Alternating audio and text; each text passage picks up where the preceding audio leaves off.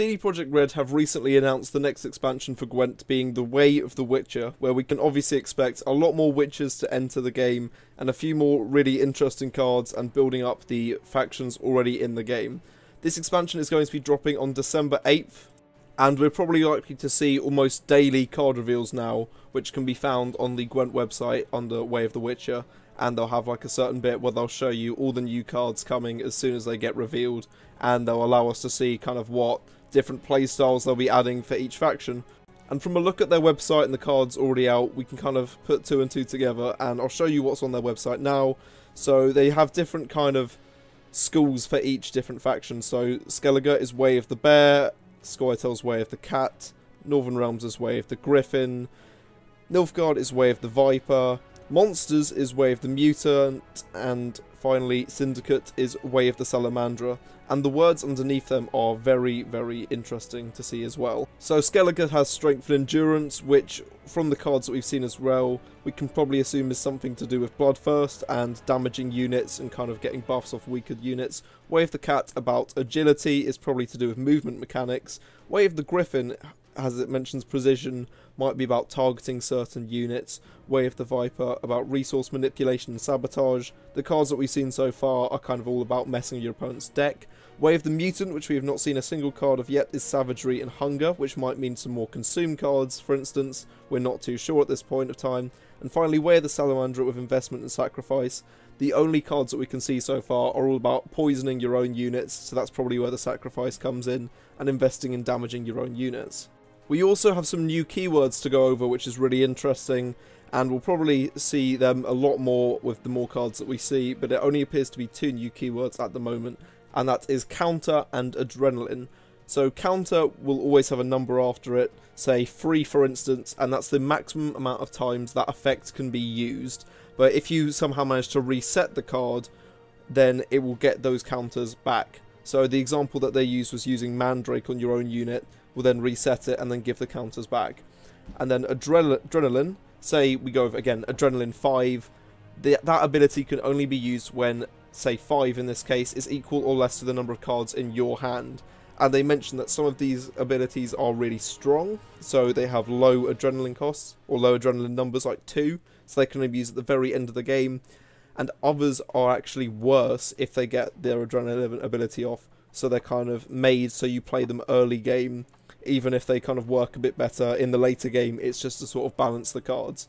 And speaking of cards, let's start to show them, and I'll give you my opinions on all of these cards. And we'll start off with the only neutral they've shown so far, Alza, which is already available.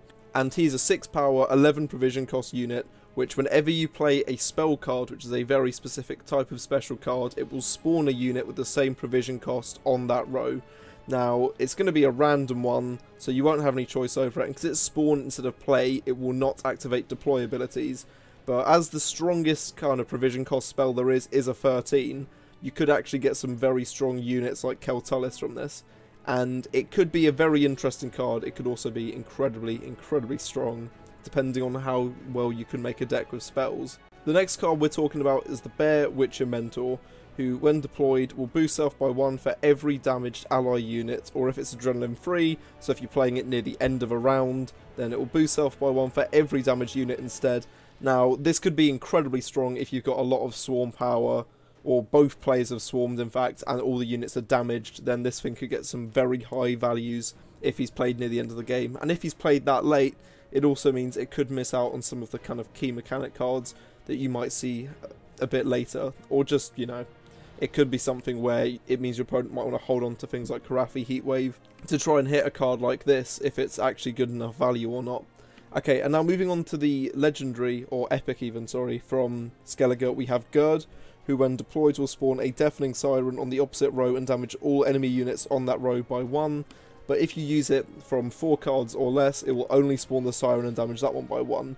So this is one of those cards where you want to play it early, because you won't get off the good effect if you play it too late. But the thing is, it is a really good card because it's already 8 base power. Even if it is giving your opponent 1 deafening siren, you're still kind of doing a small laceration against 1 row. So this card could be very good, especially for a Bloodthirst deck, meaning we're probably going to see a few more kind of Bloodthirst and self-wounding cards. Now moving on to Scoia'tael, we have Brahen, who will, when deployed, destroy the rightmost unit on an enemy row with at least 5 units, and if this is played near the end of a round, it will destroy the rightmost unit on an enemy row with at least 3 units instead. What this could mean is we might be able to see more movement mechanic cards in this set, because there is a leader ability made for movement, which is getting a bit of underappreciation, despite it being a really fun deck to play. So maybe we might see a lot more Scoia'tael movement cards, which link into School of the Cat, which could be really interesting to see and give this card a very nice place in it. Even though at the very right of a row does seem a bit weird if there wouldn't be more movement cards.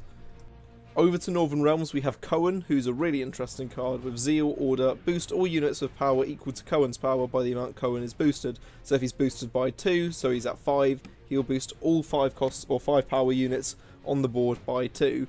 So he's basically like the opposite of Shiru, really, but for boosting, and links into that precision that Northern Realms was meant to have, because he's kind of linking for certain cards, and then he's going to boost those specific ones. So yeah, we might see a lot more precision and targeting cards for Northern Realms a bit later in this pack, so maybe some more order cards, we'll see.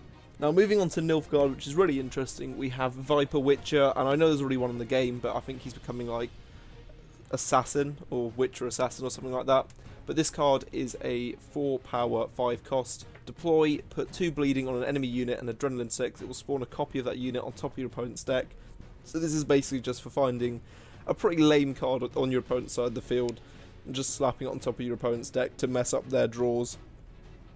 And I feel like this is just something which, you know, you can also use to work with the next card we'll be showing, which has probably got my favourite art of the entire set, and that is Colgrim, who has just this badass kind of Ronin-like look with some wraiths around him, and he has Adrenaline 2 at the end of your turn, boost self by the difference between the number of cards in players' decks. So if you've been spamming out your Witcher Assassins or stuff like that, you can pump up your opponent's deck so there's like a difference of 8 or 9, and then get some massive buffs on the last few turns of Colgrim. I think that this is definitely going to be one of the cards that I'll be premiuming because I really like the art for, and could be a very interesting deck to play. It might not be the best, but I'll definitely be giving it a try here on the channel, so if you want to see something like that, liking and subscribing will really help me out and kind of show me that you're interested in that. So next we'll move on to Syndicate, which has some Salamandra cards, including the Salamandra Abomination, who has Tribute 1, Poison Self. Whenever this unit is poisoned, boost self by 2, and at Adrenaline 4 at the end of your turn, this card will purify itself. So basically, if you play this near the end, it will get poisoned, it will boost itself by 2 up to a 7 powered unit, and then it will purify itself on the end of your turn. And this could also work with other cards which are going to poison your own units. You use it on the Abomination, it will purify itself, and then that kind of risk and sacrifice will lead to a good investment, hence what the cards were saying earlier. And finally, we have the kind of gold card for Syndicate, and that's Roland Bleinheim. Don't know how to say that. And whenever a unit is poisoned, gain 2 coins, and when you get to Adrenaline 5, it has to be whenever an allied unit is poisoned. So if you play him early, it means that you can start poisoning your opponent's units and getting buffs from that. And because he's just a 7 power unit off the bat, he is really good anyway. So I'm assuming we'll see a lot more Salamandra cards and Poison cards, which could be really interesting, as I've wanted to make a Salamandra deck for quite a while now. So hopefully we'll see some really nice cards for that. And finally, I want to have a quick word about monsters, because we haven't seen any cards of them yet, but we might possibly have seen one by the time this video goes up. And my assumption is going to be that they're going to be based on big units, which require kind of tributing smaller ones to kind of get stronger or something like that. But anyway, I hope you have enjoyed this video. I hope it's just got you all up to date on the latest expansion to Gwent. If you want to see more from me, obviously feel free to subscribe, it just helps out the channel. And I hope you guys are super excited about the next cards that they'll be showing off.